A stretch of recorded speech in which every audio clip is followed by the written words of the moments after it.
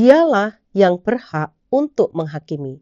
Dia satu-satunya yang tidak mungkin didudukkan pada kursi terdakwa. Jika kita tidak mau penghakiman yang tidak berbelas kasihan menimpa kita, kita pun harus menghindari sikap yang sama terhadap orang lain. Kita tidak boleh menghakimi orang lain karena kita sendiri tidak lebih baik daripada orang tersebut. Bahkan, kita seringkali justru lebih buruk daripada orang itu. Jika orang lain yang tidak seburuk kita saja menerima penghakiman yang tidak berbelas kasihan dari kita, bagaimana dengan penghakiman ilahi yang akan menimpa kita? Kesalahan orang lain mungkin sangat kecil dan bisa jadi hanya hal sepele. Namun mereka yang suka menghakimi orang lain pasti akan menemukan hal itu. Apa yang tidak penting dijadikan penting. Apa yang kecil telah dibesar-besarkan. Kita berbuat seolah-olah diri kita lebih baik daripada orang lain. Ketika kita melihat kesalahan orang lain yang lebih kecil, tanpa kita sadar atau tanpa kita melihat kesalahan kita sendiri yang sebenarnya jauh lebih besar. Nah, itulah maka kita disebut sebagai orang yang munafik.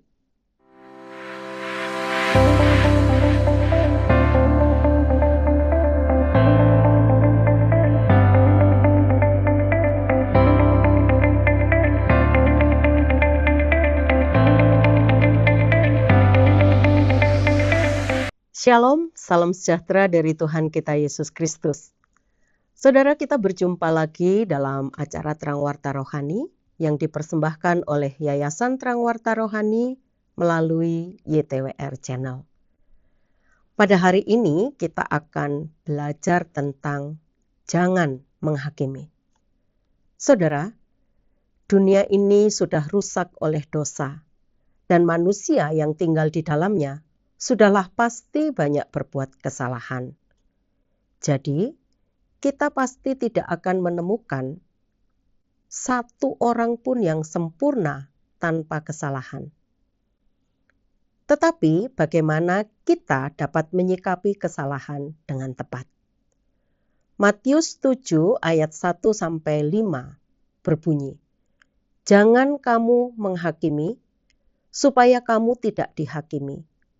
Karena dengan penghakiman yang kamu pakai untuk menghakimi, kamu akan dihakimi. Dan ukuran yang kamu pakai untuk mengukur akan diukurkan kepadamu. Mengapakah engkau melihat selumbar di mata saudaramu, sedangkan balok di dalam matamu tidak engkau ketahui? Bagaimanakah engkau dapat berkata kepada saudaramu, biarlah aku mengeluarkan selumbar itu dari matamu, padahal ada balok di dalam matamu. Hai orang munafik, keluarkanlah dahulu balok dari matamu, maka engkau akan melihat dengan jelas untuk mengeluarkan selumbar itu dari mata saudaramu." Sebelum jauh kita melihat bagian firman Tuhan ini, mari kita mengerti lebih dahulu arti kata menghakimi. Dalam teks Yunani, kata menghakimi memakai kata krino. Artinya menilai, membedakan, menghukum, atau menghakimi. Arti mana yang benar tergantung konteks yang ada. Jika bernuansa negatif, kata krino diterjemahkan menghakimi, dalam arti menyalahkan orang lain. Dengan demikian, konteks harus menjadi pedoman utama dalam memahami larangan jangan menghakimi. Pernyataan Yesus, "Jangan kamu menghakimi supaya kamu tidak dihakimi," Matius 7 ayat 1. Banyak dipakai orang sebagai ayat untuk membungkam para pengkritik mereka dengan menafsirkan maksud Yesus sebagai Anda tidak berhak menghakimi atau mengatakan bahwa saya salah. Jika dilihat secara terpisah perintah Yesus, jangan menghakimi, memang tampaknya menghalangi semua penilaian negatif. Ayat ini bisa menjadi senjata pamungkas yang mematikan. Tidak seorang pun berhak menilai pendapat maupun tindakan orang lain. Bukan tindakannya yang sedang dipersoalkan, melainkan cara tindakan itu dilakukan. Tujuan dari larangan jangan menghakimi adalah untuk menghindari penghakiman dari pihak lain. Untuk itu, kalau kita lihat jabatan sebagai hakim tidak menjamin bahwa seseorang tidak akan menjadi terdakwa. Karena beberapa hakim terbukti bersalah dan harus dihakimi oleh hakim yang lain. Demikian pula dengan kita. Ketidakadaan subjek pada ayat 1 bagian akhir supaya kamu tidak dihakimi menyiratkan bahwa Allah adalah subjeknya. Dialah yang berhak untuk menghakimi. Dia satu-satunya yang tidak mungkin didudukkan pada kursi terdakwa. Dengan pemikiran seperti ini, seyogyanya kita mencamkan peringatan dari Paulus. Siapakah kamu sehingga kamu menghakimi hamba orang lain? Entahkah ia berdiri, entahkah ia jatuh, itu adalah urusan tuannya sendiri. Roma 14 ayat 4a. Pada saat kita berada dalam situasi yang menggoda kita untuk menghakimi orang lain, baiklah kita mengingat sebuah nasihat firman Tuhan. Karena itu, janganlah menghakimi sebelum waktunya, yaitu sebelum Tuhan datang. 1 Korintus 4 ayat 5a. Peringatan supaya kamu tidak dihakimi. Di ayat 1b Matius tadi, bukan sekedar kalimat kosong. Ini bukan hanya sebuah kemungkinan, melainkan sebuah kepastian. Bukan pilihan, melainkan keniscayaan. Mengapa penghakiman terhadap mereka yang suka menghakimi merupakan hal yang tidak terelakkan? Ayat 2 menerangkan sebagai alasan pertama. Di situ ada kata sambung karena di awal ayat.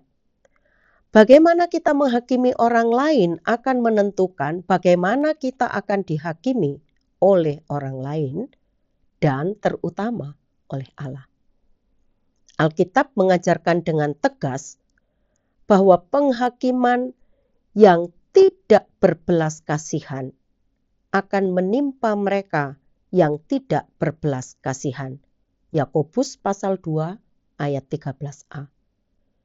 Jika kita tidak mau penghakiman yang tidak berbelas kasihan menimpa kita, kita pun harus menghindari sikap yang sama terhadap orang lain. Bandingkan Matius 7 ayat 12 bagian A. Segala sesuatu yang kamu kehendaki supaya orang lain perbuat kepadamu, perbuatlah demikian juga kepada mereka. Di samping itu, tatkala kita menjadikan diri kita sebagai hakim, kita menganggap diri kita lebih tahu tentang banyak hal dibandingkan dengan orang yang sedang dihakimi. Pengetahuan yang seperti ini, paling tidak, anggapan seperti ini membuat kita akan dihakimi secara lebih berat. Yakobus 3 ayat 1b. Mereka yang tahu apa yang baik tetapi tidak melakukannya akan mendapatkan hukuman lebih banyak daripada mereka yang tidak tahu. Sebab siapa yang banyak diberi, ia akan lebih banyak dituntut. Lukas 12 ayat 48. Saudara, masihkah kita menginginkan jabatan sebagai hakim dan menganggap diri kita lebih tahu serta lebih baik daripada orang lain? Alasan yang kedua ada di ayat 3 dan 4. Kita tidak boleh menghakimi orang lain karena kita sendiri tidak lebih baik daripada orang tersebut. Bahkan, kita seringkali justru lebih buruk daripada orang itu. Jika orang lain yang tidak seburuk kita saja menerima penghakiman yang tidak berbelas kasihan dari kita, bagaimana dengan penghakiman ilahi yang akan menimpa kita? Saudara, ini jelas merupakan peringatan yang tidak boleh diremehkan. Tuhan Yesus menggunakan sebuah metafora bagi mereka yang suka menghakimi, digambarkan sebagai orang yang mampu melihat selumbar di mata orang lain, padahal di matanya sendiri terdapat balok. Istilah selumbar adalah karpos dalam bahasa Yunani. Bisa merujuk pada benda apapun yang sangat kecil, baik serpihan jerami atau kayu.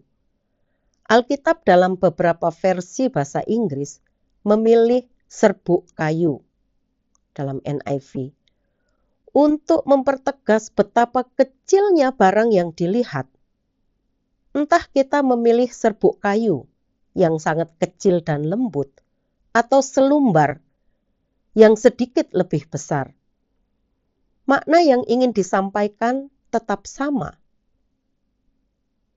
Kesalahan orang lain mungkin sangat kecil dan bisa jadi hanya hal sepele. Namun mereka yang suka menghakimi orang lain pasti akan menemukan hal itu. Apa yang tidak penting dijadikan penting. Apa yang kecil telah dibesar-besarkan. Sedangkan istilah balok dipakai kata dokos, merujuk pada balok kayu besar yang biasanya digunakan sebagai palang utama atap rumah atau lantai. Ini bukan sekedar potongan kayu berukuran kecil atau sedang. Ini adalah balok utama dalam konstruksi sebuah rumah. Dari sini terlihat betapa berbedanya ukuran karpos dan dokos. Untuk melihat kekontrasan yang ada, Tuhan Yesus menggunakan dua kata kerja yang berbeda di ayat yang ketiga, yaitu kata melihat, blepo dalam bahasa Yunani, dan mengetahui, noeo. Kata mengetahui ini menyiratkan sebuah pandangan yang lebih seksama daripada melihat. Mengetahui itu mencakup perhatian dan pertimbangan. Melalui penggunaan dua kata kerja ini, yaitu melihat dan mengetahui, kita dapat menangkap arti dalam perkataan Tuhan Yesus. Orang yang suka menghakimi sudah sedemikian terlatih untuk menemukan kesalahan orang lain sehingga ia hanya perlu melihat secara sekilas untuk mendapati kesalahan tersebut. Ironisnya, ia tidak memperhatikan kesalahan sendiri secara seksama. Tidak heran apa yang begitu kentara di depan mata justru tidak terlihat. Ada hal yang lucu yang dinyatakan oleh Tuhan Yesus di sini adalah keinginan dan tawaran untuk membantu mengeluarkan selumbar di mata orang lain, sementara matanya tertutup balok yang begitu besar. Ayat 4. Bagaimana mungkin dia dapat melihat dan mengeluarkan sesuatu yang kecil di mata orang lain dalam keadaan matanya terhalangi oleh balok yang sedemikian besar. Saudara, ingatlah tentang perumpamaan orang buta menuntun orang buta dalam Alkitab. Nah, orang yang suka menghakimi dapat dikategorikan sebagai orang buta karena seluruh matanya tertutup balok. Namun ia berusaha menuntun orang lain yang masih dapat melihat karena hanya tertutup serpihan atau serbuk kayu. Membantu orang lain untuk mengenali dan membersihkan kesalahan pada diri sendiri adalah sesuatu yang terpuji. Tuhan Yesus tidak melarang kita untuk membantu orang lain mengeluarkan selumbar dari mata mereka. Kasih Kristiani bahkan mendorong kita untuk melakukan hal tersebut. Di dalam Alkitab, kita mendapati berkali-kali nasihat untuk membimbing ataupun menegur orang lain yang bersalah. Yang dipersoalkan oleh Tuhan Yesus adalah kemunafikan pada saat menolong orang lain yang bersalah. Kita berbuat seolah-olah diri kita lebih baik daripada orang lain. Ketika kita melihat kesalahan orang lain yang lebih kecil, tanpa kita sadar atau tanpa kita melihat kesalahan kita sendiri yang sebenarnya jauh lebih besar. Nah, itulah maka kita disebut sebagai orang yang munafik. Jadi yang perlu diingat supaya kita layak untuk menilai orang lain, kita perlu lebih dahulu mengeluarkan balok di mata kita. Mari kita memperlakukan orang lain sama seperti Allah telah memperlakukan kita.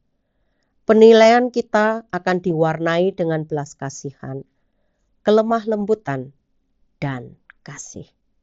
Kiranya Tuhan Yesus memberkati Anda.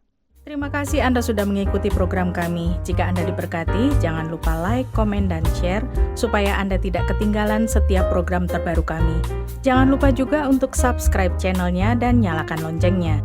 Jika Anda ingin mendukung pelayanan kami, bisa melalui rekening kami berikut ini atau menghubungi kami di sini.